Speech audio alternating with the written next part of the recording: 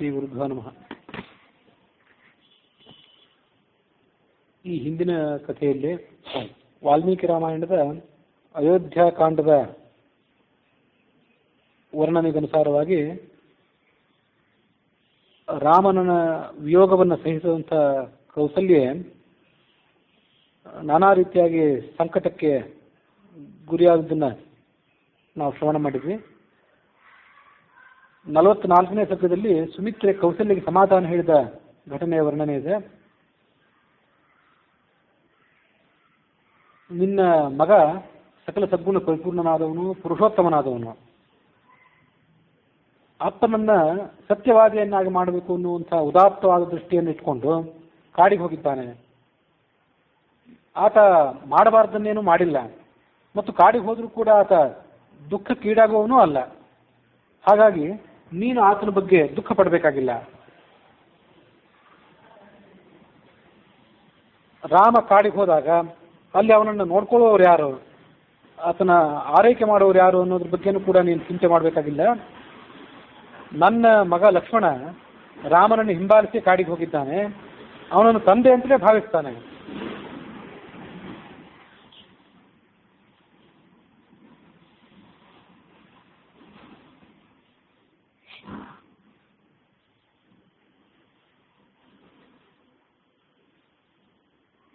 ಅವನಿಗೆ ಎಲ್ಲ ರೀತಿಯಾದಂಥ ಶುಶ್ರೂಷೆ ಮಾಡ್ತಾನೆ.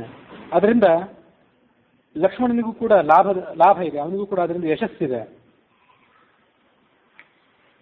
ಸೀತನು ಕೂಡ ತಾನು ಪತಿವೃತ್ತಿಯಾದಂಥ ಸ್ತ್ರೀ ಯಾವ ರೀತಿಯಾಗಿ ವರ್ತಿಸಬೇಕೋ ಹಾಗೆ ವರ್ತಿಸಿದ್ದಾಳೆ, ಹಾಗೆ ಕಾಡಿಗೆ ಹೋಗಿದ್ದಾಳೆ. ಈಗ ರಾಮ ಇಂಥ ದೊಡ್ಡ ತ್ಯಾಗವನ್ನು ಮಾಡಿ ಕಾಡಿಗೆ ಹೋಗಿ ಕಷ್ಟಪಡ್ತಿದ್ದಾನೆ ಅಂತ ಕಂಡು ಬಂದರೂ ಕೂಡ ಮುಂದೆ ಅದರಿಂದ ಆತ ದೊಡ್ಡ ಪ್ರಮಾಣದ ಯಶಸ್ಸು, ದೊಡ್ಡ ಪ್ರಮಾಣದ ಪುಣ್ಯವನ್ನು ಪಡ್ಕೊಳ್ಳುವನಿದ್ದಾನೆ. ಅದನ್ನು ನೀನು ಗಮನಿಸಿ ದುಃಖ ಪಡುವುದನ್ನು ಬಿಟ್ಟುಬಿಡು. ವ್ಯಕ್ತಂ ರಾಮಸ್ಯ ವಿಜ್ಞಾಯ ಶೌಚಂ ಮಾಹಾತ್ಮ್ಯಮುತ್ತಮಂ ನಗಾತ್ರ ವಂಶುಭಿ ಸೂರ್ಯ ಸಂತಾಪಯಿತು ಮರ್ಹತೆ. ರಾಮ ಕಾಡಿಗೆ ಹೋದಾಗ ಅಲ್ಲಿ ಸೂರ್ಯನಾಗಲಿ ತೀಕ್ಷ್ಣವಾದಂಥ ಗಾಳಿಯಾಗಲಿ ಯಾವುದೂ ಆತನಿಗೆ ಸಂಕಟ ಮಾಡೋದಿಲ್ಲ. ಯಾಕೆಂದ್ರೆ ರಾಮನ ಪರಿಶುದ್ಧತೆ. ವ್ಯಕ್ತಂ ರಾಮಸ್ಯ ವಿಜ್ಞಾಯ ಶೌಚಂ, ರಾಮ ತನ್ನ ಜೀವನದಲ್ಲಿ ಅಳವಡಿಸಿಕೊಂಡು ಬಂದಂಥ ಅಂತರಂಗ ಬಹಿರಂಗ ಶುದ್ಧಿ ಏನಿದೆ ಅದನ್ನು ಗಮನಿಸಿ ಸೂರ್ಯ ಅವನಿಗೆ ಯಾವುದೇ ಸಂಕಟ ಮಾಡೋದಿಲ್ಲ, ಆತನ ಶರೀರಕ್ಕೆ ಪಾಪ ಮಾಡೋದಿಲ್ಲ. ಅಂದ್ರೆ ಅದರ ಸಂಕೇತ ಏನಂದ್ರೆ ನಾವು ಅಂಥ ಉದಾತ್ತವಾದಂಥ ನಡವಳಿಕೆಯನ್ನ, ಉದಾತ್ತವಾದಂಥ ಪರಿಶುದ್ಧಿಯನ್ನು ನಮ್ಮ ಜೀವನದಲ್ಲಿ ಅಳವಡಿಸಿಕೊಂಡ್ರೆ ನಿಸರ್ಗ ಅಥವಾ ದೈವದ ವ್ಯವಸ್ಥೆ ಏನಿದೆ ಅದು ಯಾವತ್ತೂ ಕೂಡ ನಮ್ಮ ಜೊತೆಗಿರ್ತದೆ. ನಾವು ಅಪಮಾರ್ಗಕ್ಕೆ ಇಳಿದರೆ, ದುರ್ಮಾರ್ಗಕ್ಕೆ ಇಳಿದರೆ ಯಾವ ನಿಸರ್ಗ, ಯಾವ ದೈವ ನಮ್ಮನ್ನು ಕುಪಿತವಾಗಿ ನಮ್ಮನ್ನು ಶಿಕ್ಷಿಸಬಲ್ಲದೋ ಅದೇ ದೈವ ನಾವು ಧರ್ಮ ಮಾರ್ಗವರ್ತಿಗಳಾಗಿದ್ದರೆ ಅದು ನಮ್ಮನ್ನು ಸಾಕಿ ಸಲಹುತ್ತದೆ ಅಂತ ಅರ್ಥ ಮಾಡ್ಕೊಳ್ಬೇಕು. ಶಿವ ಸರ್ವೇಷು ಕಾಲೇಶು ಕಾನನೇಭ್ಯೋ ವಿನಿಸ್ತತಃ. ಕಾಡಿನಲ್ಲಿ ಇರುವಂಥ ಮುಗಿಲೆತ್ತರದ ಗಿಡಗಳೇನಿವೆ ಆ ಗಿಡಗಳ ಸಂಧಿಯಿಂದ ತೂರಿ ಬರುವಂಥ ಗಾಳಿ ಏನಿದೆ, ಗಾಳಿಯೂ ಕೂಡ ನಿನ್ನ ಮಗನಾದಂಥ ರಾಮನಿಗೆ ಯಾವತ್ತೂ ಕೂಡ ಸುಖವನ್ನೇ ತಂದು ಒಡ್ಡಬಲ್ಲದು. ಯುಕ್ತ ಶೀತೋಷ್ಣ, ಬಹಳ ತಂಪಾದದ್ದು ಅಲ್ಲ, ಬಹಳ ಬಿಸಿಯಾದದ್ದು ಅಲ್ಲ, ಸಮಶೀತೋಷ್ಣವಾದಂಥ ಗಾಳಿ ನಿನ್ನ ಮಗನಿಗೆ ಅದು ಸೇವೆ ಮಾಡ್ತದೆ.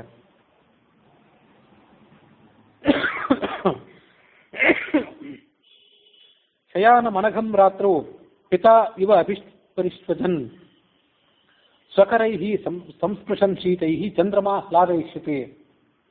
ರಾತ್ರಿಯಲ್ಲಿ ನಿನ್ನ ಮಗನಂಥ ರಾಮ ಕಾಡಿನಲ್ಲಿ ಮಲಗಿದ್ದಾಗ ಚಂದ್ರ ತನ್ನ ತಂಪಾದಂತಹ ಕಿರಣಗಳಿಂದ ಈ ರಾಮನ ಮೈಗೆ ಹಿತ ಉಂಟು ಮಾಡ್ತಾನೆ.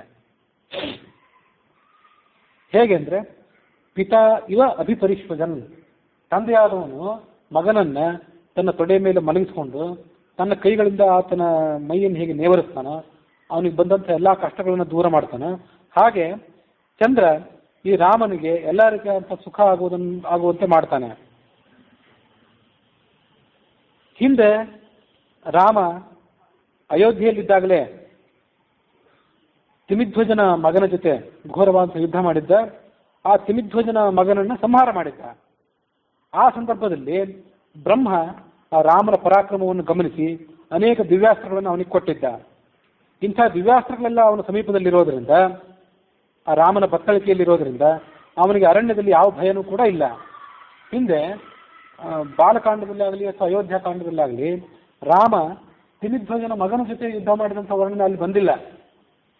ಮತ್ತು ಬ್ರಹ್ಮ ರಾಮನಿಗೆ ಸಂತುಷ್ಟನಾಗಿ ದಿವ್ಯಾಸ್ತ್ರಗಳನ್ನು ವರರೂಪವಾಗಿ ಕೊಟ್ಟದ್ದು ಅಲ್ಲಿ ಘಟನೆ ಬಂದಿಲ್ಲ. ಆದರೂ ಅಂಥದ್ದೊಂದು ಘಟನೆ ನಡೆದಿತ್ತು ಅನ್ನೋದನ್ನ ಇಲ್ಲಿ ಮೂಲಕವಾಗಿ ತಿಳ್ಕೊಳ್ಬಹುದು.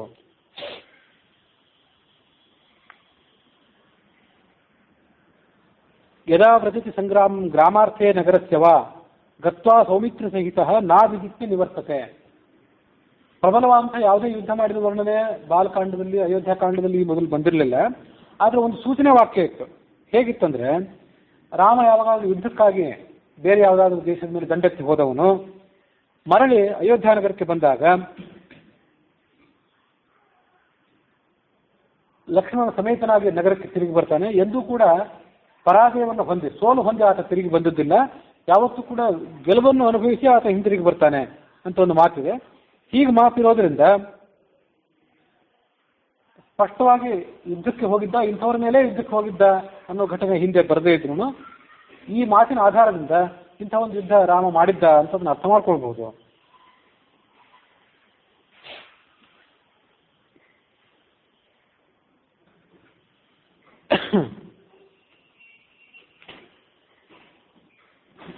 ಹೀಗೆ ಇಂಥ ಮಹಾಪರಾಕ್ರಮಿ ಆದವನವನು ಶೀಘ್ರವಾಗಿ ಅರಣ್ಯ ವಾಸವನ್ನು ಮುಗಿಸ್ಕೊಂಡು ರಾಜ್ಯಕ್ಕೆ ಬರ್ತಾನೆ. ಬಂದು ನಿನಗೆ ಮತ್ತು ನಮಗೆಲ್ಲರಿಗೂ ಕೂಡ ಆತ ಸುಖ ತಂದು ಕೊಡ್ತಾನೆ. ಇವನ ಮಹಿಮೆ ಎಂಥದ್ದು ಅದನ್ನು ನೀನು ಮನಗಾಣಬೇಕು. ಆತನ ಸಾಮಾನ್ಯ ಮನುಷ್ಯ, ಸಾಮಾನ್ಯ ಮಗ ಅಂತ ತಿಳ್ಕೊಳ್ಬಾರ್ದು. ಸೂರ್ಯಶ್ಚಾಪಿ ಭವೇತ್ ಸೂರ್ಯ ಹಿ ಅಗ್ನೇರಪಿ ಪ್ರಭೋ ಪ್ರಭು. ಅವನು ಸೂರ್ಯನಿಗೂ ಸೂರ್ಯ, ಅಗ್ನಿಗೂ ಅಗ್ನಿ, ಪ್ರಭುವಿಗೂ ಪ್ರಭು. ಹಾಗಾಗಿ ವಾತ್ಸಲ್ಯದಿಂದ, ಮೋಹದಿಂದ ಇವನು ನನ್ನ ಹೊಟ್ಟೆಯಿಂದ ಹುಟ್ಟಿದ ಮಗ ಅಂತ ಅನ್ಕೊಳ್ಬೇಡ. ಆತ ಸೂರ್ಯನಿಗೂ ಸೂರ್ಯನಾದವನು. ಉಪನಿಷತ್ತಿನಲ್ಲಿ, ತೈತ್ರಿಯ ಉಪನಿಷತ್ತಿನಲ್ಲಿ ಬರುವಂಥ ಮಾತೇನಿದೆ, ಆ ತೈತ್ರಿಯ ಉಪನಿಷತ್ತಿನ ಶಬ್ದಗಳನ್ನು ಈ ವಾಲ್ಮೀಕಿ ರಾಮಾಯಣದ ವಾಕ್ಯಗಳಿಗೆ ಹಿನ್ನೆಲೆಯಾಗಿ ತಗೊಳ್ಬೇಕು. ಭೀಷಾಸ್ಮಾದ್ ವಾತಸ್ಸವತೆ ಭೀಷೋದೇತಿ ಸೂರ್ಯ ಭೀಷಾಸ್ಮಾದ್ ಅಗ್ನಿಶ್ಚೇಂದ್ರಶ್ಚ ಮೃತ್ಯುರ್ಧಾವತಿ ಪಂಚಮ ಇತಿ. ಭೀಷಾಸ್ಮಾದ್ ವಾತಸ್ಸವತೆ, ಈ ಭಗವಂತನನ್ನು ನೋಡಿ ಹೆದರೇ ಗಾಳಿ ಬೀಸ್ತದೆ.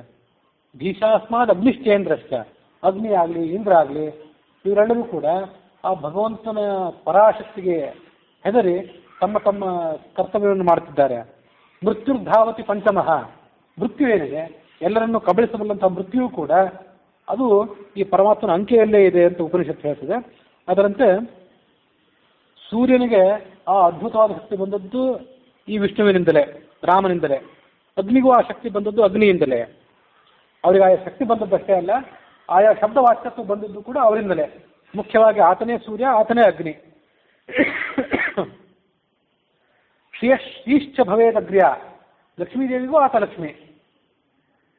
ಯಾಕೆಂದ್ರೆ ಮಮ ಯೋನಿ ರಪ್ಸ ಅಂತಃಸಮುದ್ರೆ ಅಂತ ಭರಣಿ ಸೂಕ್ತ. ನನಗೆ ಮೂಲ ಕಾರಣನಾದಂಥ, ನನಗೂ ಪ್ರೇರೇಪಕನಾದಂಥ ನಾರಾಯಣ ಸಮುದ್ರದ ನಡುವೆ ಕ್ಷೀರಸಾಯಿಯಾಗಿ ಮಲಗಿದ್ದಾನೆ ಅಂತ ಅಂಬರಣಿ ಸೂಕ್ತದಲ್ಲಿ ಲಕ್ಷ್ಮೀದೇವಿ ಹೇಳ್ತಾಳಲ್ಲ, ಆ ರೀತಿಯಾಗಿ ಆ ಎಲ್ಲ ವೇದವಾಕ್ಯಗಳ ಹಿನ್ನೆಲೆಯನ್ನು ಇಲ್ಲಿ ತಿಳ್ಕೊಳ್ಬೇಕು. ಕೀರ್ತ್ಯಾಹ ಕ್ಷಮಾಹ ಕ್ಷಮಾ, ದೈವತಂ ದೈವತಾನಾಂಶ, ಎಲ್ಲ ದೇವತೆಗಳಲ್ಲೂ ಈತ ಮುಖ್ಯ ದೇವತೆ. ಭೂತಾನಾಂ ಭೂತ ಸಪ್ತಮಃ, ಎಲ್ಲ ಭೂತಗಳಲ್ಲಿಯೂ ಜಗತ್ತಿನ ಪ್ರತಿಯೊಂದು ಜೀವಿಯಲ್ಲೂ ಆತ ಮುಖ್ಯ. ತಸ್ಯ ಕೇ ಹಿ ಅಗುಣಾಹ ದೇವಿ ರಾಷ್ಟ್ರೇ ವಾಪಿ ಅಥವಾ ಪುರೇ. ಆ ರಾಮನಲ್ಲಿ ಯಾವ ಅವಗುಣವೂ ಇಲ್ಲ. ಯಾರಿಗೂ ಯಾವ ರೀತಿಯಾದ ಅಪಕಾರವನ್ನು ಮಾಡಿದವನಲ್ಲ, ಯಾರಿಗೂ ಯಾವ ರೀತಿಯಾಗಿ ವಿರುದ್ಧವಾಗಿ ನಡ್ಕೊಂಡವನೂ ಅಲ್ಲ, ಒಬ್ಬ ವ್ಯಕ್ತಿಗೂ ನಡ್ಕೊಂಡವನಲ್ಲ. ಇಡೀ ರಾಷ್ಟ್ರಕ್ಕಾಗಲಿ ಇಡೀ ಗ್ರಾಮಕ್ಕಾಗಲಿ ಆತ ಬೇಡಾದದನ್ನು ಎಂದೂ ಕೂಡ ಮಾಡಿಲ್ಲ. ಅವನು ಈಗ ಅರಣ್ಯಕ್ಕೆ ಹೋಗಿದ್ದಾನೆ. ಅಲ್ಲಿಂದ ಮರಳಿ ಬರುವಾಗ ಭೂದೇವಿ, ಸೀತಾದೇವಿ ಮತ್ತು ಶ್ರೀದೇವಿ ಇವರು ಮೂರಿಂದ ಕೂಡಿದವನಾಗಿ, ವಾಸ್ತವಿಕವಾಗಿ ಆತನ ಜೊತೆಗಿರೋದು ಸೀತಾದೇವಿ ಒಬ್ಬಳೇ, ಆದರೂ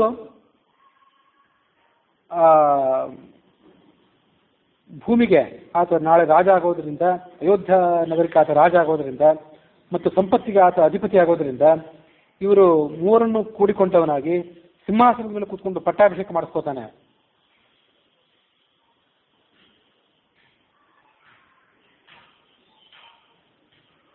ಹೀಗೆ ನಾನಾ ರೀತಿಯಾಗಿ ಆ ಸುಮಿತ್ರ ಅವನಿಗೆ ಸಮಾಧಾನ ಮಾಡಿದ್ಲು.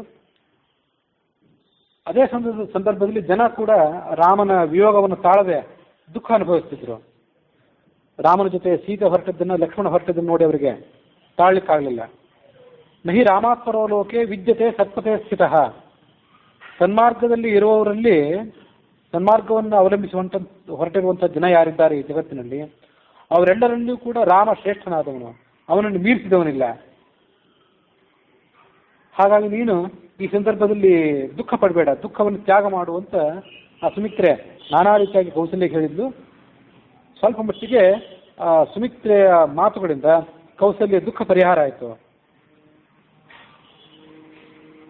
ಈ ಕಡೆ ಅರಣ್ಯಕ್ಕೆ ರಾಮ ಪ್ರಯಾಣ ಮಾಡಿದಾಗ ಅಯೋಧ್ಯ ನಗರದ ನಿವಾಸಿಗಳು ಕೂಡ ಆತನನ್ನು ಹಿಂಬಾಲಿಸಿ ಹೊರಟರು.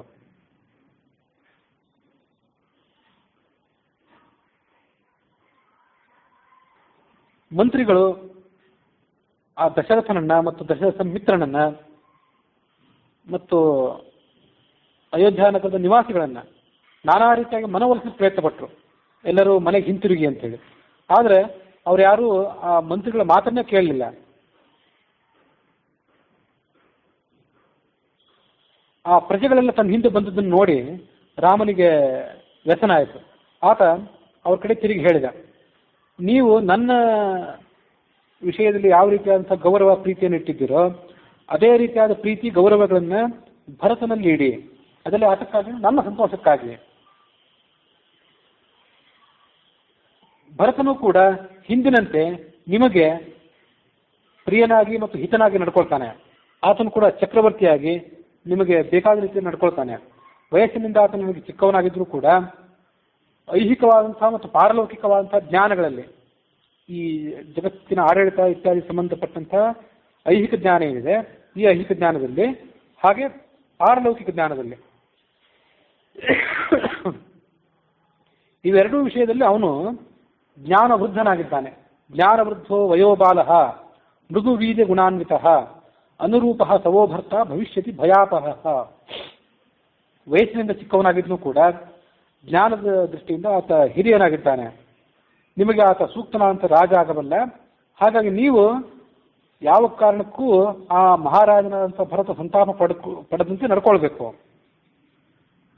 ಯಥಾ ಯಥಾ ದಾಶರಥಿ ಧರ್ಮ ಏವ ಸ್ಥಿತೋಭವತ್ ತಥಾ ತಥಾ ಪ್ರಕೃತಯ ರಾಮಂ ಸ್ವತಿಮಕಾಮಯನ್.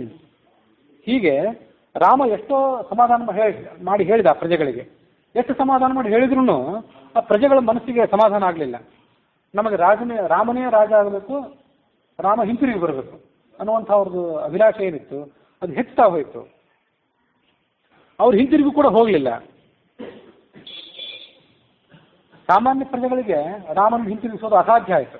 ಆವಾಗ ಆ ಪ್ರಜೆಗಳ ಮಧ್ಯದಲ್ಲಿ ಕೆಲವರು ಜ್ಞಾನವೃದ್ಧರಾದಂಥ ವಯೋವೃದ್ಧರಾದಂಥ ಬ್ರಾಹ್ಮಣರಿದ್ದರು. ಅವರು ರಾಮನ ಸಮೀಪಕ್ಕೆ ಬಂದು ರಥದ ಸಮೀಪದಲ್ಲಿ ನಿಂತ್ಕೊಂಡು ಈ ಥರ ಹೇಳಿದರು. ವಯೋಧರ್ಮದಿಂದ ಅವ್ರ ತಲೆ ನಡುಗ್ತಿತ್ತು. ಅಂಥವರು ಕೂಡ ಬಹಳ ದೂರ ನಡ್ಕೊಂಡು ಬಂದಿದ್ರು. ಅವರು ರಾಮನಿಗೇನು ಹೇಳಲಿಲ್ಲ, ಕುದುರೆಗಳಿಗೆ ಹೇಳಿದ್ರಂತೆ. ರಾಮನನ್ನು ಹೊತ್ಕೊಂಡು ಬಹಳ ವೇಗದಿಂದ ಅರಣ್ಯದ ಕಡೆ ಹೊರಟಿದ್ದೀರಿ ನೀವು, ಉತ್ತಮ ಜಾತಿ ಕುದುರೆಗಳು, ನಾವು ಹೇಳೋದನ್ನು ಸ್ವಲ್ಪ ಕೇಳಿ, ಮತ್ತು ಅಯೋಧ್ಯ ಪಟ್ಟಣದ ಕಡೆ ಹಿಂತಿರುಗಿ, ನೀವು ಅರಣ್ಯದ ಕಡೆ ಪ್ರಯಾಣ ಮಾಡಬೇಡಿ. ಕರ್ಣವಂತಿ ಭೂತಾನಿ ವಿಶೇಷೇಣ ತುರಂಗಮಾಹ ಯೂಯಂ ತಸ್ಮಾನ್ ನಿವರ್ತಧ್ವಂ ಯಾಚನಾಂ ಪ್ರತಿವೇದಿತಾ. ನಮಗೆ ಗೊತ್ತಿರುವಂತೆ ಈ ಜಗತ್ತಿನಲ್ಲಿ ಮನುಷ್ಯನಿಗಿಂತ ಉಳಿದೆಲ್ಲ ಪ್ರಾಣಿಗಳಿಗೆ, ಉಳಿದೆಲ್ಲ ಜೀವಿಗಳಿಗೆ ಕಿವಿಯ ಶಕ್ತಿ ಹೆಚ್ಚಿಂದು, ಅವು ಗ್ರಹಣ ಶಕ್ತಿ ಹೆಚ್ಚಿಂದು. ಅದರಲ್ಲೂ ಕುದುರೆಗಳಿಗೆ ವಿಶೇಷ ಗ್ರಹಣ ಶಕ್ತಿ, ಅವುಗಳ ಶ್ರವಣ ಶಕ್ತಿ ಬಹಳ ಅದ್ಭುತವಾಗುತ್ತೆ. ವಿಶೇಷೇಣ ತುರಂಗಮಾಹ. ಹಾಗಿರುವಾಗ ನಾವಿಷ್ಟು ದೀನರಾಗಿ ನಿಮ್ಮನ್ನು ಬೇಡ್ಕೊಳ್ತಾ ಇದ್ದೇವೆ. ನಾವು ಹೇಳುವಂಥ ಶಬ್ದ ನಿಮಗೆ ಯಾಕೆ ಕೇಳಲಿಲ್ಲ? ನಿಮಗೆ ಕುದುರೆಗಳಿಗೆ ಅದು ಕೇಳಬೇಕಾಗಿತ್ತು. ಕೂಡಲೇ ಅಯೋಧ್ಯೆಗೆ ಹಿಂತಿರುಗಿ. ಯಾವ ಕಾರಣಕ್ಕೂ ನೀವು ಇವನನ್ನು ಅರಣ್ಯಕ್ಕೆ ಕರ್ಕೊಂಡು ಹೋಗಬೇಡಿ.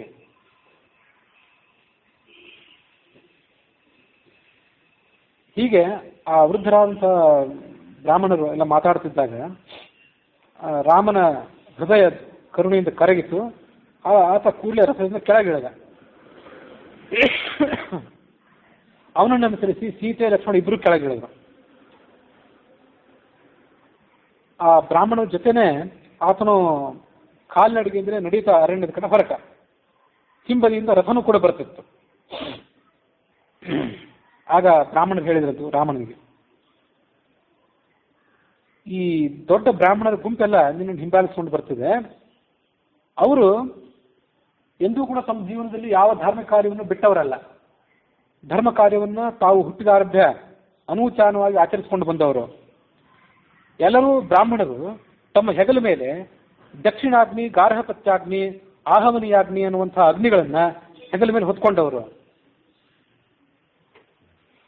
ಹಿಂದೊಮ್ಮೆ ದಕ್ಷಿಣಾಗ್ನಿ ಅಂದ್ರೇನು, ಗಾರ್ಹಪತ್ಯಾಗ್ನಿ ಅಂದ್ರೇನು, ಆಹವನಿಯಾಗ್ನಿ ಅಂದ್ರೆ ಅಂತ ಹೇಳಿದ್ದೆ ಹರಿವಂಶದಲ್ಲಿ. ಇವತ್ತು ಆ ಎಲ್ಲ ಮಾಹಿತಿ ನೆನಪಿಲ್ಲ. ಅಂತೂ ಆಹಿತಾಗ್ನಿಗಳಾದವರು, ಅಗ್ನಿಹೋತ್ರಿಗಳಾದಂತಹ ಬ್ರಾಹ್ಮಣರು ಅಗ್ನಿಯನ್ನು ತಮ್ಮ ಮನೆಯಲ್ಲಿ ಬಿಟ್ಟು ಬೇರೆ ಕಡೆ ಪ್ರಯಾಣ ಮಾಡುವಂತಿಲ್ಲ. ಅವರೆಲ್ಲಿ ಹೋದರೂ ಕೂಡ ಅಗ್ನಿ ಅವ್ರ ಜೊತೆಗೆ ಇರಲೇಬೇಕು ಅಂತ ಶಾಸ್ತ್ರ ಇದೆ. ಹಾಗಾಗಿ ಅವರೆಲ್ಲರೂ ಕೂಡ ಆ ಹೆಗಲ ಮೇಲೆ ಅಗ್ನಿಯನ್ನೇ ಇಟ್ಕೊಂಡು, ಬಹುಶಃ ಯಾವುದೋ ಒಂದು ಪಾತ್ರದಲ್ಲಿ ಇಟ್ಕೊಂಡು ಹೋಗ್ತಾರೆ. ಅಗ್ನಿಯನ್ನೇ ಹೆಗಲ ಮೇಲೆ ಇಟ್ಕೊಂಡು ಹೋಗೋದು ಅಂದರೆ ಯಾವುದೋ ಒಂದು ಗಡಿಗೆ ಇತ್ಯಾದಿಯಲ್ಲಿ ಇಟ್ಕೊಂಡು ಹೋಗ್ತಾರೆ ಅಂತ ಎಲ್ಲೋ ಒಂದು ಕಡೆ ಓದಿದ್ದು ನೆನಪು.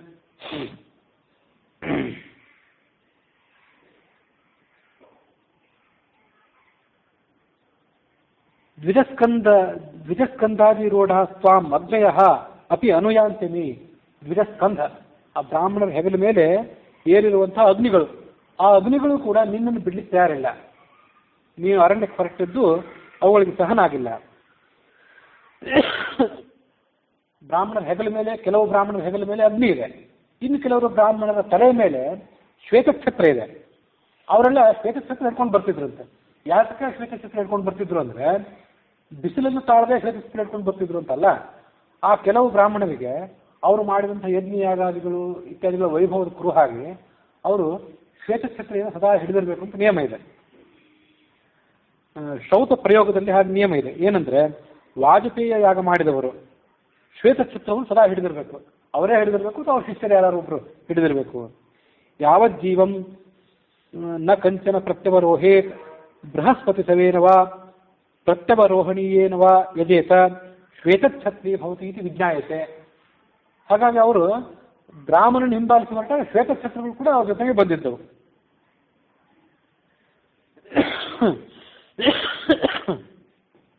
ಹಾಗಾಗಿ ಇವತ್ತು ನೀನು ಸಾರ್ವಭೌಮ ಪದವಿಯನ್ನು ಕಳ್ಕೊಂಡಿದ್ದಿ.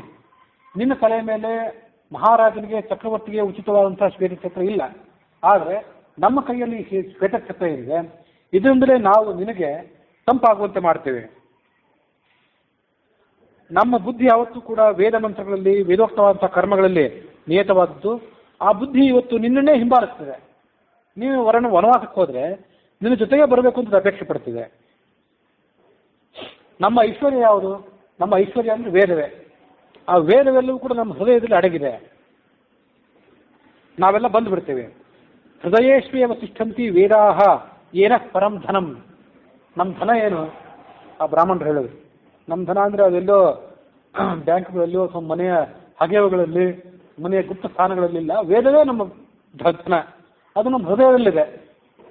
ನಮ್ಮ ಸಂಪತ್ತನ್ನು ನಾವೇನು ಅಯೋಧ್ಯೆಯಲ್ಲಿ ಬಿಟ್ಟು ಬಂದಿಲ್ಲ. ನಾವು ನಮ್ಮ ಸಂಪತ್ತನ್ನು ನಮ್ಮ ಜೊತೆಗೆ ತೆಗೆದುಕೊಂಡು ಬಂದಿದ್ದೇವೆ. ವಸಂತಪಿ ಗೃಹೇಶ್ವೇವ ದಾರಾಹ ಚಾರಿತ್ರ ರಕ್ಷಣಾ. ನಾವು ಬಿಟ್ಟು ಬಂದದ್ದು ಒಂದೇ ಏನಂದ್ರೆ ಹೆಂಡತಿಯ ಮೇಲೆ ಬಿಟ್ಟು ಬಂದಿದ್ದೇವೆ. ಸ್ತ್ರೀಯರು ಕಾಡಿನಲ್ಲಿ ದೀರ್ಘ ಪ್ರಯಾಣ ಮಾಡಲಾರರು ಅನ್ನೋ ಕಾರಣಕ್ಕಾಗಿ ಅವರು ಮನೆಯಲ್ಲಿ ತಮ್ಮಷ್ಟಾಗಿರ್ತಾರೆ. ನಾವು ಕಾಡಿಗೆ ಬರ್ತೀವಿ, ನಿನ್ನ ಜೊತೆಗಿರ್ತೇವೆ. ತ್ವಯಿ ಧರ್ಮವ್ಯಪೇಕ್ಷೆಯಿತು ಕಿಂ ಸ್ಯಾತ್ ಧರ್ಮ ಉಪೇಕ್ಷಿತಂ. ನೀನು ಹೀಗೆ ಕಠೋರವಾದಂಥ ಧರ್ಮವನ್ನು ಆಚರಣೆ ಮಾಡ್ಲಿಕ್ಕೆ ಹೊರಟಿದ್ದಿ. ಹೀಗಿರುವಾಗ ನಾವೆಲ್ಲರೂ ಕೂಡ ನಿನ್ನನ್ನ ಹಿಂಬಾಲಿಸ್ಕೊಂಡು ಬರ್ತೇವೆ.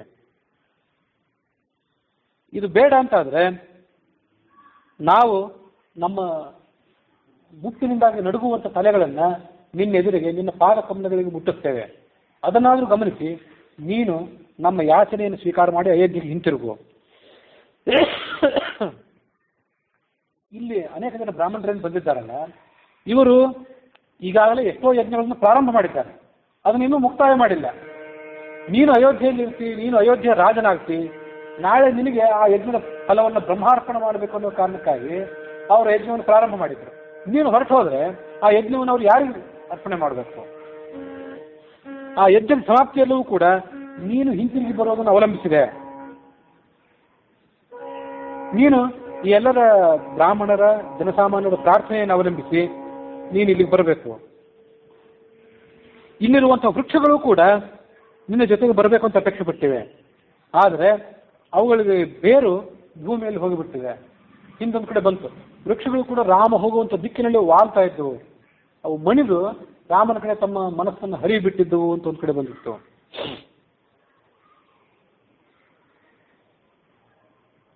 ಅನುಗಂತು ಅಶಕ್ತಾಸ್ವಾಂ ಮೂಲೈಹಿ ಉದ್ಧತೆಗಿನಃ. ಮೂಲ ಅಂದ್ರೆ ಬೇರು.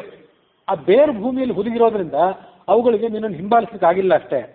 ಇಲ್ಲದೇ ಇದ್ರೆ ಉನ್ನತಾಹ ವಾಯುವೇಗೇನ ವಿಕ್ರೋಶಂತೀವ ಪಾದಸಾಹ. ಅವುಗಳು ನೀನು ಹೊರಟಿದ್ದು ಸಹನೆ ಆಗದೆ ಆಕ್ರೋಶ ಮಾಡ್ತಾ ಇರುವಂತೆ ಕಾಣಿಸ್ತೇವೆ. ನಿಶ್ಚೇಷ್ಟ ಆಹಾರ ಸಂಚಾರಾಹ ವೃಕ್ಷೈಕ ಸ್ಥಾನ ವಿಷ್ಠಿತಾಹ ಪಕ್ಷಿಣೋಪಿ ಪ್ರಯಾಸಂತೆ ಸರ್ವಭೂತಾನು ಕಂತಿನಂ. ಆ ಗಿಡ ಮರಗಳಲ್ಲಿರುವಂಥ ಪಕ್ಷಿಗಳು ಕೂಡ ತಮ್ಮ ಎಲ್ಲ ಚಟುವಟಿಕೆಗಳನ್ನು, ಆಹಾರ ಸ್ವೀಕಾರ ಮೊದಲಾದ ಕೆಲಸಗಳನ್ನು ನಿಲ್ಲಿಸಿ ನೀನು ವನವಾಸಕ್ಕೆ ಹೋಗುವುದನ್ನ ಅವು ಶೋಕ ಮಾಡ್ತಾ ಇವೆ.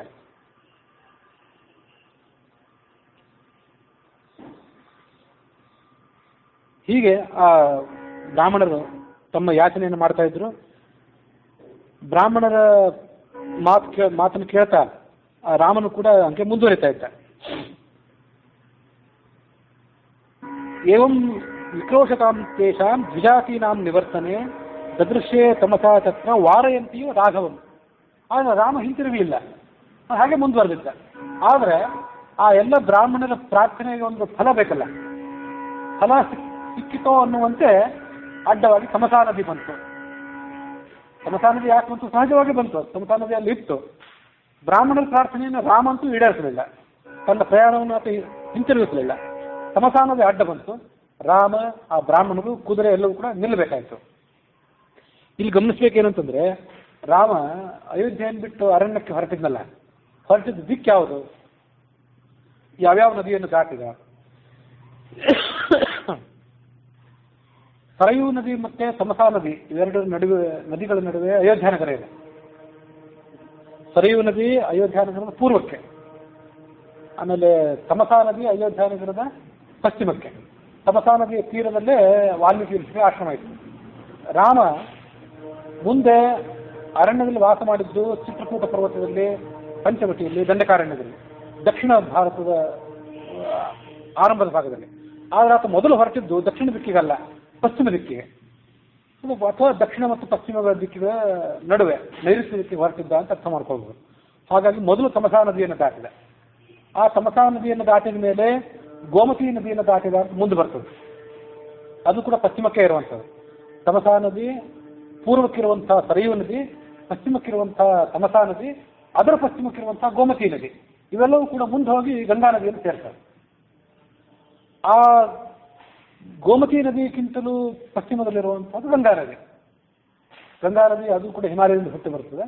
ಆ ಉತ್ತರ ದಿಕ್ಕಿನಿಂದ ಕೆಳಗಿಳಿದು ಪೂರ್ವ ದಿಕ್ಕಿನ ಕಡೆಗೆ, ಪೂರ್ವ ಸಮುದ್ರದ ಕಡೆ ಗಂಗಾ ನದಿ ಏನು ಹೋಗ್ತದಲ್ಲ, ಅದನ್ನ ಗೋಮತಿ ನದಿ, ತಮಸಾ ನದಿ ಮತ್ತು ಸರಯೂ ನದಿ ಒಂದೊಂದಾಗಿ, ಅದರ ನಂತರ ಮತ್ತೆ ಗಂಡಕಿ ನದಿ, ಇವೆಲ್ಲ ಸೇರ್ಕೊಳ್ತವೆ. ಹಾಗಾಗಿ ರಾಮ ಮೊದಲು ದಾಟಿದ್ದು ತಮಸಾ ನದಿ, ಮುಂದೆ ಗೋಮತಿ ನದಿ, ಮತ್ತು ಒಂದು ನದಿ ಹೆಸರು, ಒಂದು ಅಪ್ರಧಾನವಾದ ನದಿ ಹೆಸರಿದೆ. ಅದಾದ್ಮೇಲೆ ಗಂಗಾ ನದಿ, ಮುಂದೆ ಯಮುನಾ ನದಿಯನ್ನು ದಾಟಿ ಚಿತ್ರಕೂಟದಲ್ಲಿ ಬಂದು ನೆಲೆಸಿದ. ಅದಾದ ಬಳಿಕ ಪಂಚವಟಿಗೆ ಹೋದ ಅಂತ ಮುಂದಿನ ಕಥೆ ಇದೆ. ಹೀಗೆ ಅಲ್ಲಿ ತಮಸಾ ನದಿ ಬಂತು. ತಮಸಾ ನದಿಯ ಬಂದಾಗ ಸುಮಂತ ರಥವನ್ನು ನಿಲ್ಲಿಸಿದ.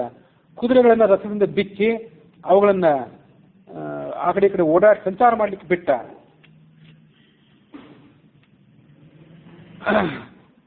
ರಾಮ ಲಕ್ಷ್ಮಣನಿಗೆ ಈ ಮುಂದಿನಂತೆ ಮಾತು ಹೇಳಿದ, ನಾವು ಅರಣ್ಯಕ್ಕೆ ಹೊರಟ ಮೇಲೆ ಇದು ನಮ್ಮ ಮೊದಲನೇ ರಾತ್ರಿ. ಈ ನಿರ್ಜನವಾದಂತಹ ಅರಣ್ಯವನ್ನು ನೋಡಿ ನೀನಾಗಲಿ ನಾನಾಗಲಿ ಆತಂಕ ಪಡುವಂಥ ಕಾರಣ ಇಲ್ಲ. ಇಡೀ ರಾಜಧಾನಿಯಾದಂತಹ ಅಯೋಧ್ಯ ನಗರ ಎಲ್ಲ ನಮ್ಮ ಸಲುವಾಗಿ ದುಃಖ ಪಡುತ್ತದೆ. ನಮ್ಮ ಪ್ರಜೆಗಳು ನಮ್ಮವರು ಅನ್ನುವಂಥ ಪ್ರೀತಿಯಿಂದ ಕಾಣಿಸ್ತಾರೆ. ಎಷ್ಟೇ ಆದ್ರೂ ನನ್ನ ತಮ್ಮನಾದಂಥ ಭರತನು ಕೂಡ ಧರ್ಮಾತ್ಮನೇ. ನಮ್ಮ ತಂದೆ ಅಂತ ದಶರಥನಿಗೆ ತಾಯಂದ್ರಿಗೆ ಆದಂಥ ದುಃಖವನ್ನ ಆತ ತನ್ನ ಪ್ರವೃತ್ತಿಯಿಂದ ತನ್ನ ನಡೆನುಡಿಗಳಿಂದ ಸಮಾಧಾನ ಪಡಿಸ್ತಾನೆ, ಪರಿಹಾರ ಮಾಡ್ತಾನೆ. ಭರತಸ್ಯ ಅನುಶಂಸತ್ವಂ ವಿಚಿಂತ್ಯ ಅಹಂ ಪುನಃ ಪುನಃ ನ ಅನುಶೋಚಾಮಿ ಪಿತರಂ ಮಾತರಂ ಚಾಪಿ ಲಕ್ಷ್ಮಣ. ತಂದೆ ತಾಯಂದ್ರಲ್ಲಿ ಬಿಟ್ಟು ಬಂದಿದ್ರು ಕೂಡ ನನಗೆ ಭರವಸೆ ಏನಂದ್ರೆ ಭರತ ಅವರನ್ನು ನೋಡ್ಕೊಳ್ತಾನೆ. ಭರತನ ಉದಾತ್ತತೆ ಏನಿದೆ ಅದು ನನಗೊಂದು ಆಶಾಕಿರಣ ಆಗಿದೆ.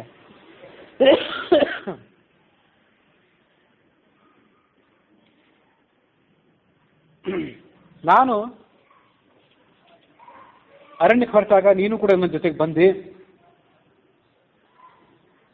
ನಿನಗೆ ಬರಬೇಡ ಅಂತ ನಾನು ಮೊದಲು ಹೇಳಿದೆ, ನಾನೊಬ್ಬನೇ ಹೋಗ್ತೀನಿ ಅಂತ ಹೇಳಿದೆ. ಆದರೆ ನೀನು ಮತ್ತೆ ಸೀತೆ ಇಬ್ಬರು ಕೂಡ ನನ್ನನ್ನು ನೆರಳಿನಂತೆ ಹಿಂಬಾಲಿಸಿ ಅರಣ್ಯಕ್ಕೆ ಬಂದಿದ್ದೀರಿ. ಅದರಿಂದಾಗಿ ನೀನು ಬಂದಿದ್ದರಿಂದ ಅನುಕೂಲವೂ ಕೂಡ ಆಗಿದೆ. ಅನ್ವೇಷ್ಟವ್ಯ ಹಿ ವೈದೇವ್ಯ ರಕ್ಷಣಾರ್ಥೆ ಸಹಾಯಕ. ಸೀತೆಯ ರಕ್ಷಣೆಗಾಗಿ ನಾನು ಬೇರೆ ಯಾರನ್ನಾದರೂ ಸಹಾಯಕ್ಕಾಗಿ ಹುಡುಕಬೇಕಾಗ್ತಿತ್ತು. ಆದರೆ ನೀನು ಬಂದಿದ್ದರಿಂದ ಆ ಒಂದು ಚಿಂತೆಯು ನನಗೆ ಇವತ್ತಿಲ್ಲ. ಇವತ್ತು ನಾವು ಈ ರಾತ್ರಿಯನ್ನ ಕೇವಲ ನೀರನ್ನು ಮಾತ್ರ ಕುಡಿದು ಕಳೆಯೋಣ. ಗಡ್ಡೆ ಗಂಟಲು ಬೇಕಾಸ್ ನಮ್ಗೆ ಸಿಕ್ತಿರಬಹುದು, ಆದರೂ ಕೇವಲ ನೀರನ್ನು ಕುಡಿದು ನಾವು ರಾತ್ರಿಯನ್ನು ಕಳೆಯೋಣ. ಏತದ್ಧಿ ರೋಚತೆ ಮಹ್ಯಂ ವನ್ಯೇತಿ ವಿವಿಧೆ ಸತಿ. ನಾನಾ ರೀತಿಯಾದಂಥ ವನ್ಯವಾದಂತಹ ಕಾಡಿನಲ್ಲಿ ಸಿಗುವಂತಹ ಗಿಡಮೂಲಿಕೆಗಳಿದ್ರು ನಾವು ನೀರು ಕುಡಿದು ರಾತ್ರಿಯನ್ನು ಕಳೆಯೋಣ. ಸುಮಂತ್ರನಿಗೆ ಕುದುರೆಗಳನ್ನು ಜಾಗರೂಕತೆಯಿಂದ ನೋಡ್ಕೋ ಅಂತ ಹೇಳಿದ. ಸುಮಂತ್ರನು ಅವುಗಳನ್ನು ಒಂದು ಕಡೆ ಕಟ್ಟಿ ಹಾಕಿ ತನ್ನ ಮುಂದಿನ ಕಾರ್ಯದಲ್ಲಿ ಪ್ರವೃತ್ತನಾದ. ಲಕ್ಷ್ಮಣ ರಾಮ ಮತ್ತು ಸೀತೆಯರಿಗೆ ಮಲಗಲಿಕ್ಕೆ ನೆಲದ ಮೇಲೆ ಅನುಕೂಲ ಮಾಡಿಕೊಟ್ಟ. ಸುಮಂತ್ರ ಮತ್ತು ಲಕ್ಷ್ಮಣ ಇವರಿಬ್ಬರು ಎಚ್ಚರದಿಂದಿದ್ರು. ಆ ರಾಮನ ಗುಣಗಳನ್ನು ಪರಸ್ಪರ ವರ್ಣನೆ ಮಾಡ್ಕೊಳ್ತಾ ಇದ್ರು. ರಾತ್ರಿ ಹಾಗೆ ಕಳೀಲಿಕ್ಕೆ ಪ್ರಾರಂಭ ಆಯಿತು.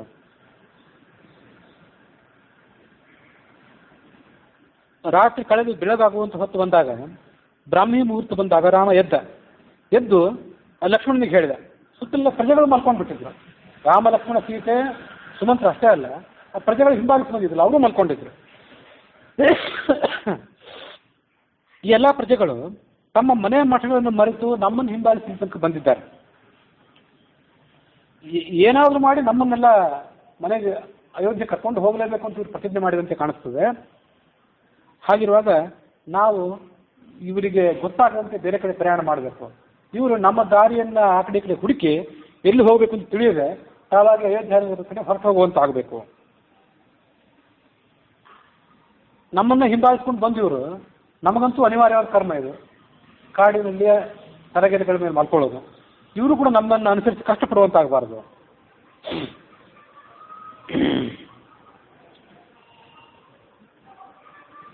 ರಾಜರ ಕರ್ತವ್ಯ ಎಂಥದ್ದು ಅಂದ್ರೆ ಪ್ರಜೆಗಳ ದುಃಖವನ್ನ ತಾನು ತಗೊಳ್ಬೇಕು. ತನ್ನ ದುಃಖವನ್ನ ಪ್ರಜೆಗಳ ಮೇಲೆ ಹಾಕಬಾರದು. ತನ್ನ ಕಷ್ಟವನ್ನ ತನ್ನ ದುಃಖವನ್ನ ಪ್ರಜೆಗಳಿಗೆ ನೀವು ಇದ್ರ ಪಾಲು ತಗೊಳ್ಳಿ ಅಂತ ಅವ್ರ ಮೇಲೆ ಭಾರ ಹಾಕಬಾರದು.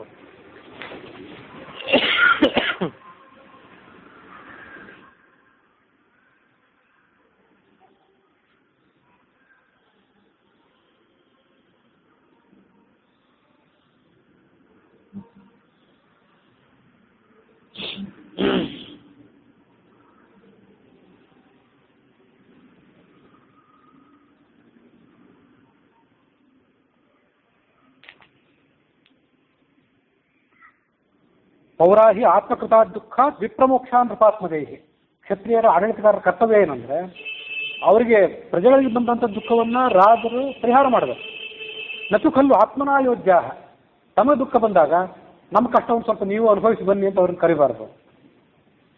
ಹಾಗಾಗಿ ನಮ್ಮ ಕಷ್ಟವನ್ನೆಲ್ಲ ನಾವೇ ಅನುಭವಿಸೋಣ, ನಾವು ಇವ್ರಿಗೆ ತಿಳಿಯದಂತೆ ಬೇರೆ ಕಡೆ ಹೋಗಿಬಿಡೋಣ ಅಂದ ರಾಮ. ಲಕ್ಷ್ಮಣನು ಅದನ್ನು ಒಪ್ಪಿದ.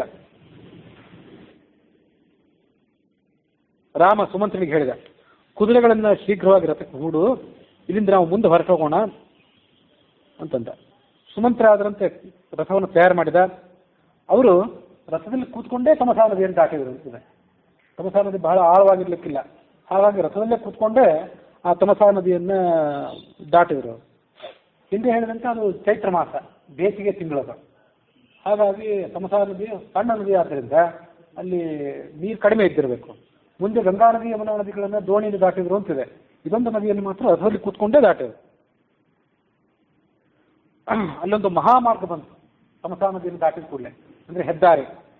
ಆ ಹೆದ್ದಾರಿಯ ಸಮೀಪಕ್ಕೆ ಬಂದಾಗ ರಾಮ ಸುಮಂತ್ರನಿಗೆ ಹೇಳಿದೆ, ನೀನು ರಥದಲ್ಲಿ ಕೂತ್ಕೊಂಡು ಸ್ವಲ್ಪ ಉತ್ತರ ದಿಕ್ಕಿನ ಕಡೆ ಹೋಗು, ನಾವೆಲ್ಲರೂ ಇಲ್ಲೇ ನಿಂತಿರ್ತೇವೆ.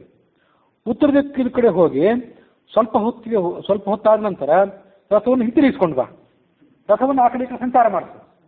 ಆ ನಮ್ಮ ಪ್ರಜೆಗಳು ಉತ್ತರ ದಿಕ್ಕದ ಮಾರ್ಗವನ್ನು ಹಿಡಿದು ಆ ಕಡೆ ಹೋಗಿ ಮತ್ತೆ ದಾರಿ ತಪ್ಪಿ ದಿಕ್ಕು ತಪ್ಪಿದವರಾಗಿ ನಗರದ ಕಡೆ ಹೊರಟು ಹೋಗುವಂತಾಗಲಿ, ಅವರಿಗೆ ನಾವು ಹೋದಂಥ ಮಾರ್ಗದ ಸುಳಿವು ಸಿಗಬಾರದು. ಸುಮಂತ್ರ ಹಾಗೆ ಮಾಡಿದ. ರಥವನ್ನು ನಾನಾ ದಿಕ್ಕುಗಳಿಗೆ ತಿರುಗಿಸಿದ. ಮತ್ತೆ ರಾಮನ ಬಳಿಗೆ ಬಂದ. ಅವರೆಲ್ಲರೂ ಮತ್ತೆ ರಥವನ್ನು ಏರಿದ್ರು. ರಥವನ್ನು ಏರಿ ಅಲ್ಲಿಂದ ಪ್ರಯಾಣ ಮುಂದುವರೆಸಿದರು. 47ನೇ ಸರ್ಗದಲ್ಲಿ ಆ ಪ್ರಜೆಗಳೆಲ್ಲರೂ ಕೂಡ ಎಚ್ಚೆತ್ತುಕೊಂಡು ಮುಂದೆ ಏನು ಮಾಡಬೇಕು ಅಂತ ತೋಚದೆ ದಿಕ್ಕು ತಪ್ಪಿದವರಾಗಿ ಗೋಳಾಡಿದಂಥ ವರ್ಣನೆ ಇದೆ. ಅವರೆಲ್ಲ ಕಡೆ ನೋಡಿದ್ರು, ರಾಮನ ಕುದುರೆ ಇರಲಿಲ್ಲ ಅಲ್ಲಿ. ರಥವೂ ಇಲ್ಲ, ಕುದುರೆಯೂ ಇಲ್ಲ, ಯಾವ ವ್ಯಕ್ತಿಯೂ ಕೂಡ ಅಲ್ಲಿ ಇರಲಿಲ್ಲ. ಅವ್ರು ತಮ್ಮಲ್ಲೇ ಮಾತಾಡ್ಕೊಂಡ್ರು, ನಾವೆಂಥ ಕೆಲಸ ಮಾಡಿಬಿಟ್ಟು ನಿದ್ರೆ ಬಂದ್ಬಿಡ್ತು, ನಮ್ಗೆ ಗಾಢವಾದ ನಿದ್ರೆ ಬಂದ್ಬಿಡ್ತು, ಆ ರಾಮನನ್ನು ನಾವು ಕಳ್ಕೊಂಡ್ಬಿಟ್ಟು ನಮ್ಮ ನಿದ್ದೆಗೆ ಧಿಕ್ಕಾರ ಇರಲಿ ಅಂತ ಅವ್ರ ನಿದ್ರೆಯನ್ನೇ ಬೈದರು.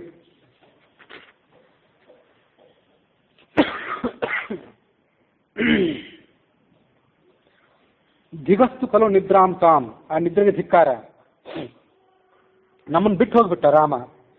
ತಂದೆಯಾದವನು ಮಕ್ಕಳನ್ನ ನೋಡ್ಕೊಳ್ಳುವಂತೆ ಆತ ನಮ್ಮನ್ನು ಪರಿಪಾಲನೆ ಮಾಡ್ತಿದ್ದ, ಈಗ ಅವನು ನಮ್ಮನ್ನು ಬಿಟ್ಟು ಹೋಗಿಬಿಟ್ಟಿದ್ದಾನೆ. ಆ ರಾಮನೇ ನಮಗಿಲ್ಲ ಅಂತ ಆದ್ಮೇಲೆ ನಮಗೆ ಜೀವನ ಆದರೂ ಯಾಕೆ? ಇಲ್ಲೇ ಪ್ರಾಯೋಪವೇಶ ಮಾಡಿಬಿಡೋಣ. ಪ್ರಾಯೋಪವೇಶ ಮಾಡೋದು ಅಂದರೆ ಉಪವಾಸ ಮಾಡಿ ಪ್ರಾಣ ಬಿಟ್ಟುಬಿಡೋಣ. ಅಥವಾ ಮಹಾಪ್ರಸ್ಥಾನ ಅಂದರೆ ಯಾವುದು? ಗೃಹಸ್ಥನಾದವನು ತನ್ನ ಎಲ್ಲ ಜವಾಬ್ದಾರಿಯನ್ನು ಮಕ್ಕಳು ಮೊಮ್ಮಕ್ಕಳಿಗೆ ಒಪ್ಪಿಸಿಕೊಟ್ಟು, ಇನ್ನು ನಾನು ಹಿಂತಿರುಗಿ ಬರ್ತೇನೆ ಅನ್ನುವ ಆಶೆಯನ್ನು ನೀವು ಇಟ್ಕೋಬೇಡಿ, ನನಗೂ ಯಾವ ಆಶೆಯೂ ಇಲ್ಲ ಅಂಥೇಳಿ ಉತ್ತರ ದಿಕ್ಕಿನ ಕಡೆ ಹೊರಟು ಹೋಗೋದು, ಹಿಮಾಲಯದ ಕಡೆ ಹೊರಟು ಹೋಗೋದಕ್ಕೆ ಮಹಾಪ್ರಸ್ಥಾನ ಅಂತ ಕರೀತಾರೆ. ಸ್ಥಳದಲ್ಲೇ ಕೂತ್ಕೊಂಡು ಪ್ರಾಯೋಪವೇಶ ಮಾಡೋದು ಅಂದರೆ ಉಪವಾಸ ಮಾಡೋದು, ಅಥವಾ ಉತ್ತರ ದಿಕ್ಕಿನ ಕಡೆ ಹೋಗಿ ಪ್ರಾಣ ಪರಿತ್ಯಾಗ ಮಾಡಿಬಿಡೋದು. ಯಾವುದಾದ್ರು ಒಂದು ಕಾರ್ಯವನ್ನು ಮಾಡೋಣ, ಅಥವಾ ಅದು ಏನೂ ಅಲ್ಲದೆ ಇದ್ದರೆ ಇಲ್ಲೇ ಒಂದು ದೊಡ್ಡ ಚಿತೆಯನ್ನು ತಯಾರು ಮಾಡೋಣ. ಚಿತಾಗ್ನಿಯನ್ನು ಬೇಕಾದಷ್ಟು ಕಟ್ಟಿಗೆಗಳಲ್ಲಿ ಸಿಗ್ತವೆ, ಆ ಕಟ್ಟಿಗೆಗಳನ್ನು ಹೊತ್ತಿಸಿ ಒಂದು ದೊಡ್ಡ ಬೆಂಕಿಯನ್ನು ತಯಾರು ಮಾಡೋಣ. ಏಕಕಾಲದಲ್ಲಿ ನಾವೆಲ್ಲರೂ ಬೆಂಕಿ ಬಿದ್ದು ಪ್ರಾಣ ಪರಿತ್ಯಾಗ ಮಾಡಿಬಿಡೋಣ. ಯಾಕೆಂದರೆ ನಾವು ಹೀಗೆ ಅಯೋಧ್ಯೆಗೆ ಹೋದರೆ ನಮ್ಮನ್ನು ಜನ ಕೇಳ್ತಾರೆ, ರಾಮನನ್ನು ಕರ್ಕೊಂಡೇ ಬಂದ್ಬಿಡ್ತೀವಿ ಅಂತ ಆ ಹಠದಿಂದ ಹೊರಟವರಂತೆ ಕಾಣ್ತಾ ಇದ್ರಿ, ಎಲ್ಲಿದ್ದಾನೆ ರಾಮ ಅಂತ ಕೇಳ್ತಾರೆ. ಆ ಅಳಿದುಳಿದ ಜನರೂ ಕೇಳ್ತಾರೆ, ಸ್ತ್ರೀಯರು, ಬಾಲರು, ವೃದ್ಧರು ಎಲ್ಲರೂ ಕೂಡ ನಮ್ಮನ್ನು ಕೇಳ್ತಾರೆ. ನಾನಾ ಥರ ಅವರು ಗೋಳಾಡಿದ್ರು. ಮುಂದೆ ಏನು ಮಾಡಿದರು, ಅವರಲ್ಲಿ ಒಬ್ಬರು ಹಿರಿಯರಾದವರು ಆ ರಥದ ಚಕ್ರದ ಮಾರ್ಗವನ್ನಾದರೂ ಸ್ವಲ್ಪ ಅನುಸರಿಸ್ಕೊಂಡು ಹೋಗೋಣ, ನೋಡೋಣ ಬನ್ನಿ ಅಂತ ಹೇಳಿದ್ರು. ಹಾಗೆ ಹೋದರು. ಸ್ವಲ್ಪ ದೂರ ಹೋದ್ಮೇಲೆ ಅದು ಮತ್ತೊಂದು ದಿಕ್ಕಿಗೆ ಹೋಯಿತು, ಅದಾದ್ಮೇಲೆ ಮತ್ತೊಂದು ದಿಕ್ಕಿಗೆ ಹೋಯಿತು. ಮುಂದೆ ಹೋದಾಗ ಆ ರಥದ ಚಕ್ರದ ಮಾರ್ಗವೇ ಅಳಿಸಿ ಹೋಗಿತ್ತು, ಎಲ್ಲಿ ಹೋಗಬೇಕು ಅಂತ ಅವ್ರಿಗೆ ತಿಳಿಲಿಲ್ಲ. ಕಿಮಿದಂ ಕಿಂ ಕರಿಷ್ಯಾಮೋ ದೈವೇನ ಉಪಹತಃ ಇತಿ, ದೈವವೇ ನಮ್ಮನ್ನು ವಂಚಿಸಿದೆ, ರಾಮನ ಹಿಂಬಾಲಕರಾಗಿ ನಾವು ಹೋಗೋದನ್ನ ದೈವ ಸಹಿಸಿದಂತೆ ಕಾಣೋದಿಲ್ಲ, ನಾವೇನು ಮಾಡಬೇಕು? ಈಗ ಅವರು ನಾನಾ ಥರದ ಗೋಳಾಟವನ್ನು ಆಡ್ತಾ ಅಯೋಧ್ಯ ನಗರಕ್ಕೆ ಹಿಂತಿರುಗಿದ್ರು. ಇಡೀ ಅಯೋಧ್ಯ ನಗರದಲ್ಲಿ ಯಾರೊಬ್ಬರು ಮುಖದಲ್ಲೂ ಕೂಡ ಸಂತೋಷದ ಕಳೆ ಇರಲಿಲ್ಲ.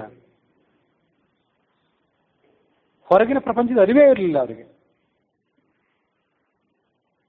ಅಯೋಧ್ಯ ನಗರಕ್ಕೆ ಬರ್ತಿದ್ರು ಇವರು. ಮುಂದೆ ಯಾರೋ ಕೆಲವರು ಬಂದರು. ಆ ಬಂದವರು ನಮ್ಮವರು ಅಥವಾ ಬೇರೆ ಊರಿನವರು, ನಮ್ಮ ಬಂಧುಗಳು, ಎದುರಿಗೆ ಬರ್ತಿದ್ದವರು ಗಂಡಸರು ಹೆಂಗಸರು ಅನ್ನೋದು ಯಾವ ಪರಿವೆಯೂ ಇವರಿಗಿರಲಿಲ್ಲ. ರಾಮನನ್ನು ಕಳ್ಕೊಂಡಿದ್ರಾದ್ರಿಂದ, ಮನಸ್ಸೆಲ್ಲವೂ ರಾಮನನ್ನು ಹಿಂಬಾಲಿಸ್ಕೊಂಡು ಹೋಗಿತ್ತಾದ್ರಿಂದ ಇವರಿಗೆ ಮೈ ಮೇಲೆ ಎಚ್ಚರವೇ ಇರಲಿಲ್ಲ.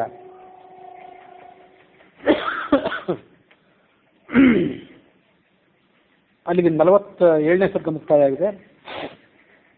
48ನೇ ಸರ್ಗದಲ್ಲಿ ಆ ಅಯೋಧ್ಯ ನಗರದಲ್ಲಿದ್ದಂತಹ ಸ್ತ್ರೀಯರು ನಾನಾ ರೀತಿಯಾಗಿ ವಿಲಾಪ ಮಾಡಿದಂಥ ವರ್ಣನೆ ಇದೆ.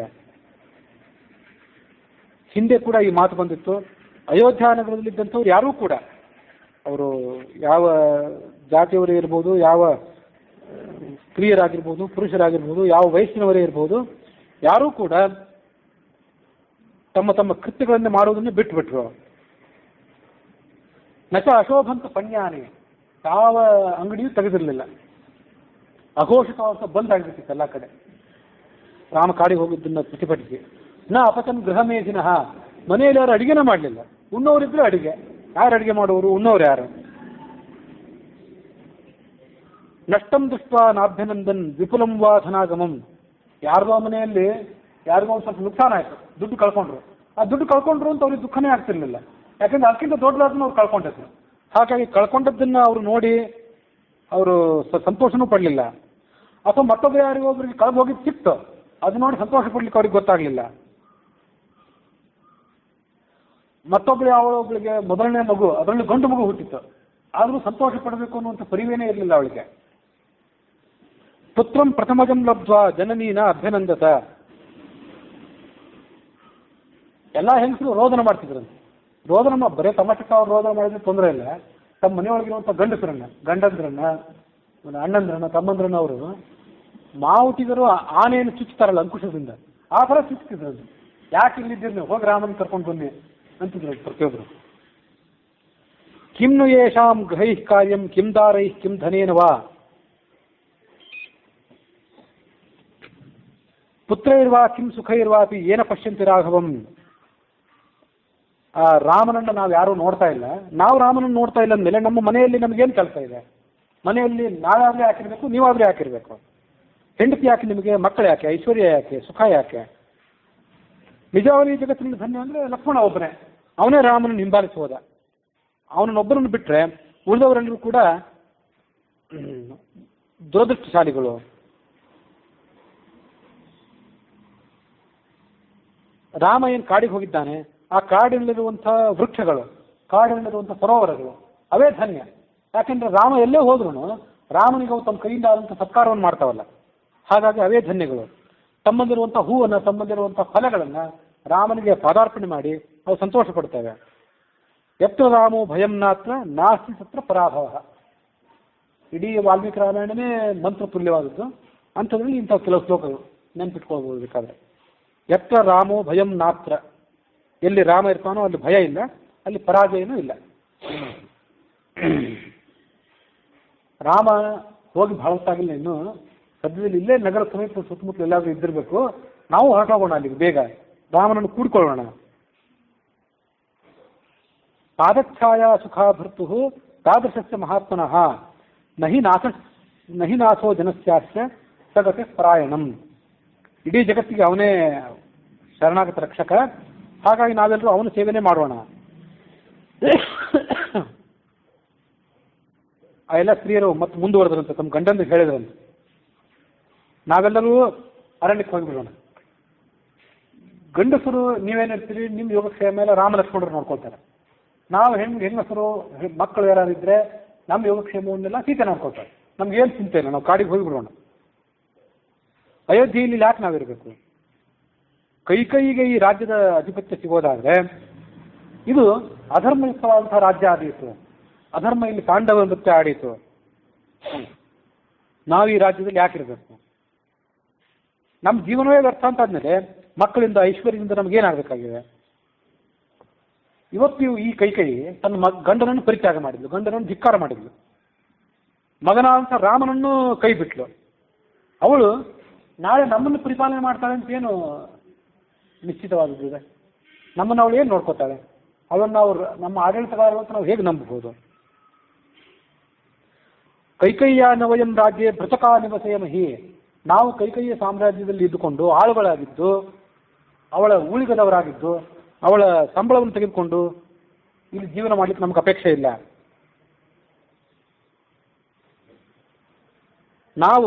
ನಾವು ಹೆತ್ತಂತ ಮಕ್ಕಳ ಮೇಲೆ ಆಣೆ ಇಟ್ಟು ಪ್ರಮಾಣ ಮಾಡಿ ಹೇಳ್ತೇವೆ, ನಮಗಿದು ಯಾವುದೂ ಬೇಕಾಗಿಲ್ಲ, ನಾವು ಕಾಡಿಗೆ ಹೊರಟೋಗ್ಬಿಡೋಣ. ದಶರಥನು ಹೆಚ್ಚು ಕಾಲ ಜೀವಿಸಿರೋದಿಲ್ಲ, ರಾಮನನ್ನು ಬಿಟ್ಟು ಬದುಕಲಿಕ್ಕೆ ಅವನಿಗೂ ಆಗೋದಿಲ್ಲ. ಹಾಗಾಗಿ ದಶರಥ ಹೋದ್ಮೇಲೆ ಇನ್ನು ನಮ್ಮದೇನಿದೆ, ನಾವು ಹೊರಟೋಗೋಣ ಇಲ್ಲಿಂದ.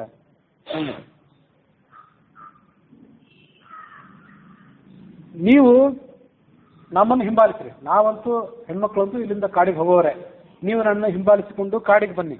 ಅಥವಾ ಕೈ ಹೆಸರೇ ಕೇಳದೇ ಇರುವಂಥ ಯಾವ್ದಾರು ರಾಜ್ಯಕ್ಕೆ ಹೋಗಿಬಿಡೋಣ. ಅವಳ ನಾಮನೂ ಅಲ್ಲಿ ಕೇಳೋದು ಬೇಡ ನಮಗೆ, ಅಂಥ ರಾಜ್ಯಕ್ಕೆ ನಾವು ಹೋಗಿಬಿಡೋಣ.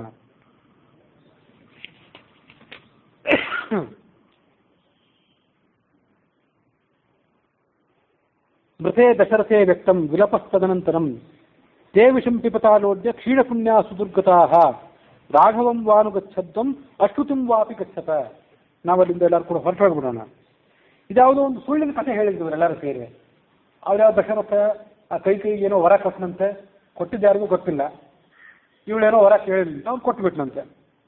ಸುಳ್ಳಿನ ಕಥೆಯನ್ನ ಇವರು ಹೆಣದ್ರು, ರಾಮನನ್ನ ಅರಣ್ಯಕ್ಕೆ ಕಟ್ಟಿದ್ರು, ಓಡಿಸಿದ್ರು ಅವನನ್ನ. ನಮ್ಮೆಲ್ಲರನ್ನೂ ಕೂಡ ಇನ್ನು ಈಗ ಭರತನ ಆಳ್ವಿಕೆಗೆ ಒಪ್ಪಿಸೋರಿದ್ದಾರೆ. ಹೇಗೆಂದ್ರೆ ಕಟುಕನಿಗೆ ಪಶುಗಳನ್ನು ಒಪ್ಪಿಸಿದಂತೆ ನಮಗೆ ಹಾಗೆ ಅನಿಸ್ತಿದೆ ಅಂದ್ರು ಆ ಪ್ರಜೆಗಳು. ಭರತೆ ಸನ್ನಿಸೃಷ್ಟಾತ್ಮಃ ಸೌನಿಕೆ ಪಶವೋ ಯಥ. ಸೌನಿಕ ಅಂದ್ರೆ ಕಟುಕ. ಕಟುಕನ ಕೈಯಲ್ಲಿ ಪಶುಗಳನ್ನು ಕೊಟ್ಟರೆ ಹೇಗಾಗ್ತದೋ ಹಾಗೆ ನಮ್ಮೆಲ್ಲರನ್ನೂ ಕೂಡ ರಾಮನ ಆಳ್ವಿಕೆಯಲ್ಲಿ ತಪ್ಪಿಸಿ ಈಗ ಭರತನ ಆಳ್ವಿಕೆಗೆ ದೂಡಿದಂತಾಗಿದೆ. ರಾಮನ ಸದ್ಗುಣಗಳನ್ನು ಅವ್ರು ನೆನಪು ಮಾಡ್ಕೊಂಡ್ರು. ಆತನ ಮುಖ ಹೇಗಿತ್ತು, ಅವನ ಬಾಹು ಹೇಗಿತ್ತು, ನಡಿಗೆ ಹೇಗಿತ್ತು. ಲಕ್ಷ್ಮಣಕ್ಕಿಂತ ಮೊದಲು ಹುಟ್ಟಿದವನು, ಬೇರೆಯವರ ಮೊದಲು ತನ್ನನ್ನು ಮಾತಾಡಿಸ್ಬೇಕು ಅನ್ನುವಂಥ ಬಿಗುಮಾನ ಅವನಿಗಿರಲಿಲ್ಲ. ಪೂರ್ವಭಾಷಿ ಪ್ರಿಯಭಾಷಿ ಅಂತೆಲ್ಲ ಹಿಂದೆ ಬಂದಿತ್ತು.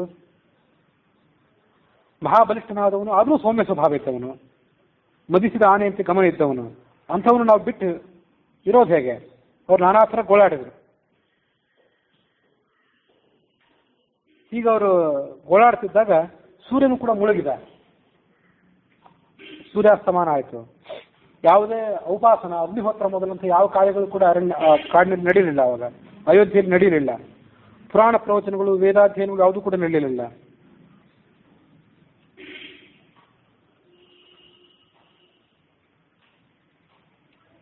ನಷ್ಟಜ್ವರಣ ಸಂತಾಪ ಪ್ರಶಾಂತ ಅಧ್ಯಾಯ ಸತ್ಕಥಾ.